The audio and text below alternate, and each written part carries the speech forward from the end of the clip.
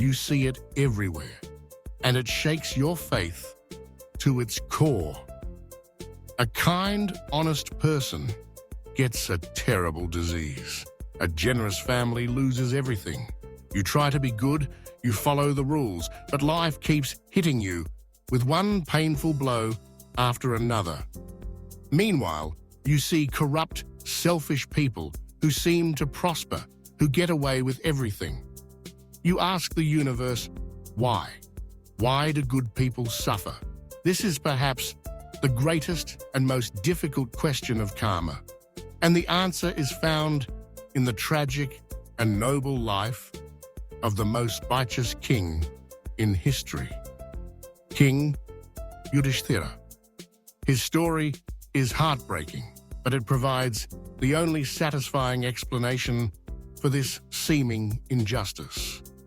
It reveals the brutal, unflinching truth about how past life karma can completely overshadow present-day virtue, and it will radically change your understanding of cosmic justice. The idea that if you do good, you will receive good is a vast oversimplification of karma. It is not wrong, but it is incomplete. The law of karma does not operate on a simple, linear timeline within one life. It is a multi-life accounting system of unimaginable complexity. The suffering you endure today may not be a reaction to anything you have done in this life. It may be the delayed consequence of a terrible act you committed 5 lifetimes ago. The prosperity a wicked person enjoys may not be the result of their current corruption. It may be the last payout from a store of good karma they earned in a previous birth. King Yudhishthira was the embodiment of Dharma, of righteousness. He was known as Dharmaraja, the king of virtue. He never spoke a lie. His integrity was absolute. By all accounts, he was the goodest person on the planet. According to the simple version of karma, his life should have been one of unbroken happiness and success. But it was not. His life was a catalogue of suffering. He was cheated out of his kingdom in a rigged dice game. He, his brothers, and their noble wife, Draupadi, were publicly humiliated. They were forced into exile for 13 years, living in poverty in the forest. He had to lead his family into a devastating war that killed almost everyone he knew and loved.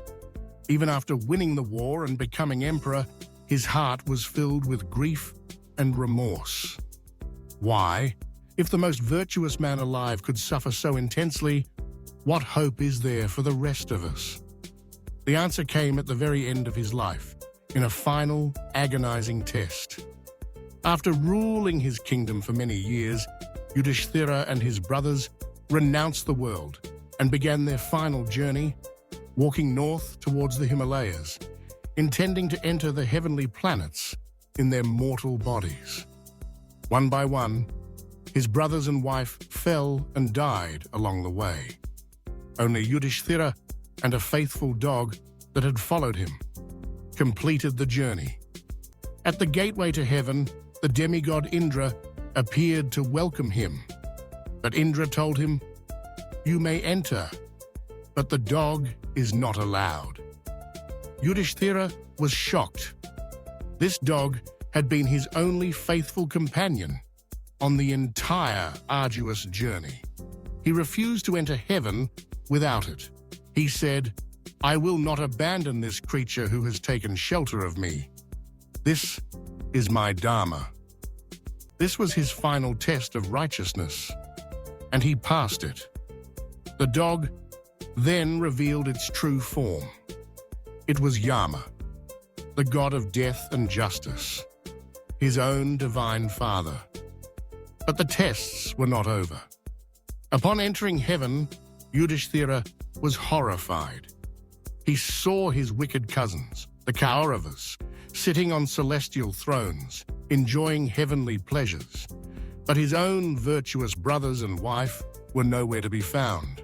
He asked where they were, and he was led to a dark, foul-smelling, horrific region of hell. He saw his family there, suffering terribly. The celestial messenger told him, "You can stay here with them, or you can go back to the heavenly realm and enjoy your reward." The choice was a final, agonizing torment. But for the righteous Yudhishthira, there was no choice. He said, "I will stay here. My place is with my loved ones, wherever they may be." The moment he made this decision, the entire scene dissolved. The hellish vision vanished. The sky lit up, and he saw his brothers and wife smiling in the true celestial realm. It was all a final illusion, a final test of his love and integrity. It was then that the divine beings explained the karmic mystery to him.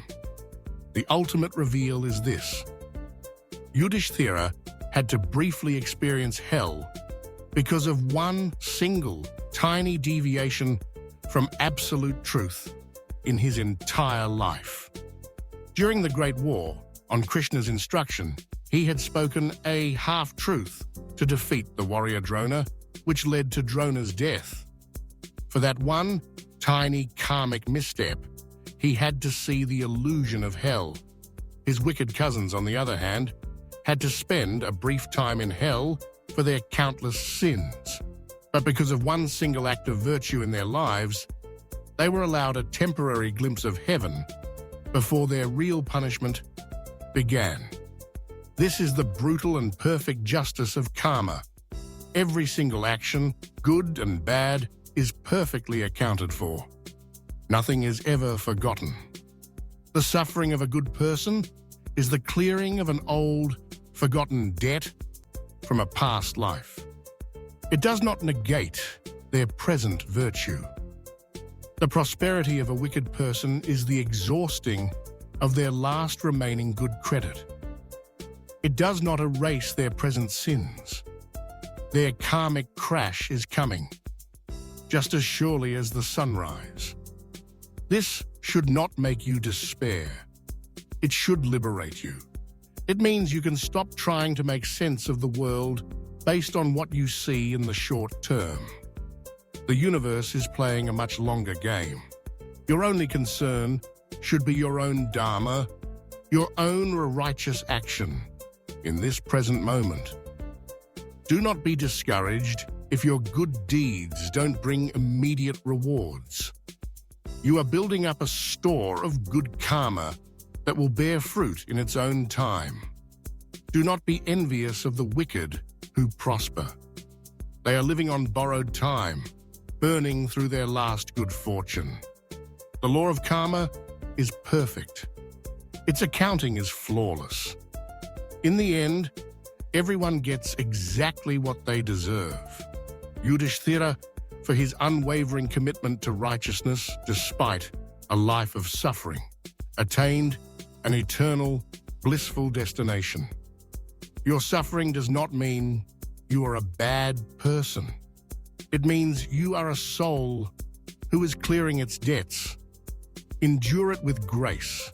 Continue to act with integrity and have absolute faith in the ultimate justice of the cosmos. If this deeper understanding of karma helps you make sense of the struggles in your life, follow our channel. We will continue to explore the profound truths that can guide you through the darkest of times.